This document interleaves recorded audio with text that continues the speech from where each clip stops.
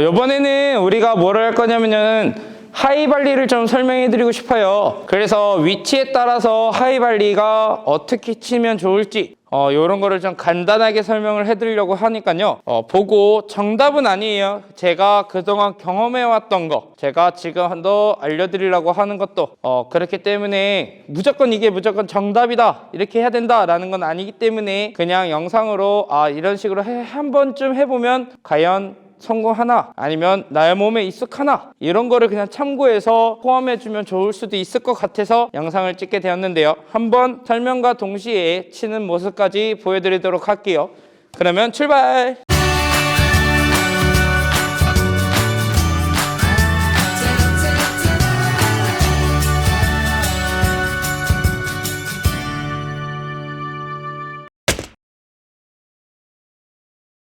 먼저 하이발리의 첫 번째는 서브 앤 발리, 리턴 앤 발리가 하고 난 뒤에 대부분 공이 하이발리가 올 때가 있죠.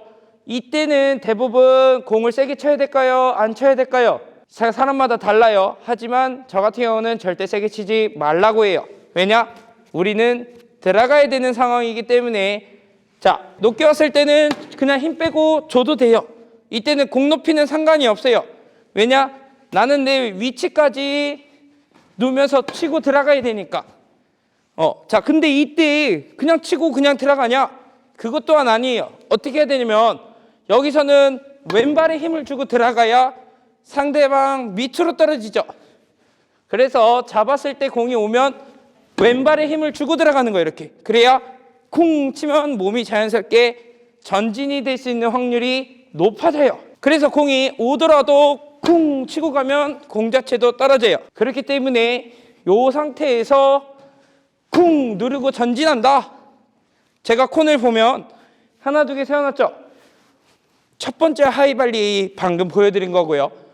자, 두 번째 하이발리는 우리가 여기에 도달했을 때 공이 왔을 때 어떻게 하냐면 아까 첫 번째 발리는 이런 식으로 다리를 왼발을 썼다면 이렇게 왼발을 썼다면 두 번째는 오른발을 사용할 거예요. 즉 뭐냐면 이쪽 오른쪽 다리가 들린다는 거예요. 이렇게. 이런 식으로. 왜냐? 우리가 이걸 치고 다음 뭘 준비해야 될까요?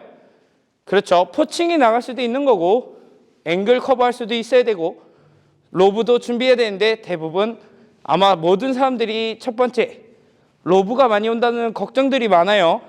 그렇기 때문에 우리가 여기서 다리를 땅 들고 나서 뒤로 빠지면 어느 순간 커버할 수 있는 범위까지 도달하게 되죠. 그래서 다리를 오른발을 들고 빠지면 우리가 기본적 평균 첫 번째 서 있던 요 지점까지 오면 아까 첫 번째 우리가 공이 왔을 때 하이발리 요 지점에서 커버할 수가 있다.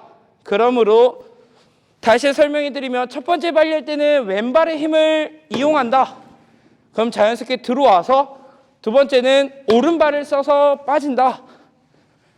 요거를 연속적으로 보여드릴게요. 자, 들어가서 누르고 다리 들고 그 다음 다시 빠지고 자, 여기서 다시 왼발을 누르고 전진 오른발을 들고 빠지고 그러면 자연스럽게 나는 훈련도 되고 커버도 되고 그렇다면 무리한 힘을 줄 필요도 없고 왜냐? 다리를 신경 쓰면 팔은 낮게 돼요. 근데 이때 중요한 점은 우리가 뭘 또 알아야 되냐면 하이발리는 몸을 던져주시면 돼요. 정면으로 놓고 치면 안 돼요. 그러면 어떻게 해야 되냐? 몸을 배꼽에 공을 봐야 돼요. 이렇게 몸을. 그래야 상대방이 이 사람이 어떻게 치는지를 보기가 어려워요. 그리고 나도 실수를 덜 하게 돼요. 근데 하이발리 떴다고 이렇게 치면 대부분 이런 게 너무 많아요. 그리고 이 또 문제는 면이 이렇게 틀어질 때가 많아요. 그게 몸이 정면이면 이렇게 틀어져요. 마지막 면이. 하지만 선수들 보면 면 자체가 그대로 찍힌다. 그리고 몸도 정면이 아니라 약간 비스듬히 이렇게 간다. 옆으로.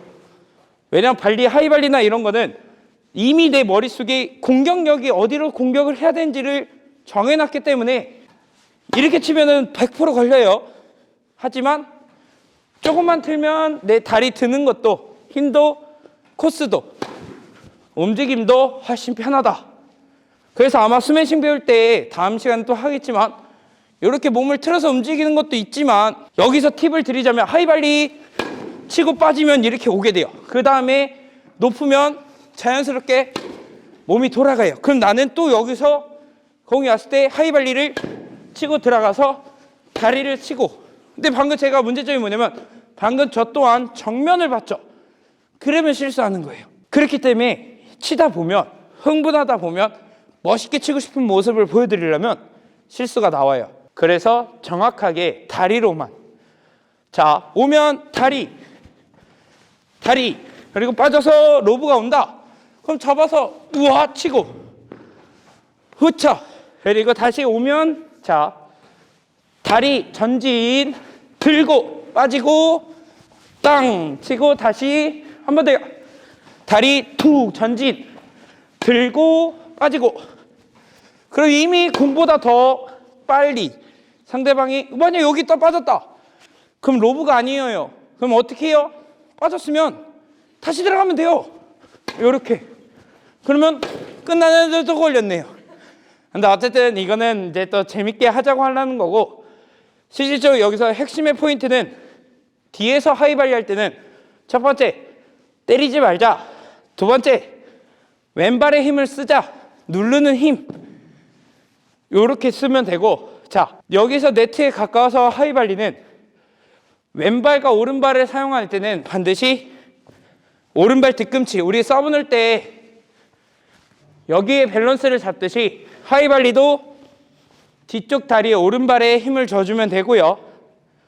또 하나는 정면보다는 배꼽이 공을 바라볼 수 있게 몸을 조금 닫은 상태에서 공의 옆부분을 때린다. 근데 여기서 제가 하나 말씀드리고 싶은 게 있어요. 뭐냐면 저는 순수 오른손잡이 기준으로 말했어요. 왼손잡이도 분명히 있을 수도 있죠.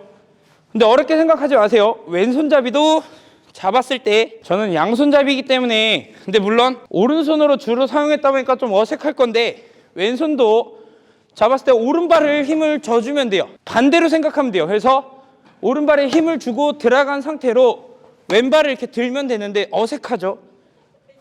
하지만 리듬만 알려드린 거예요. 왜냐면 너무 오른쪽에만 생각을 해주면 그럴 수도 있으니까 이런 식으로 연습할 때는 잡았을 때 들고 준비, 들고 준비, 이렇게 리듬을 맞춰보면 이런 식으로 리듬을 맞추면 훨씬 좋아요.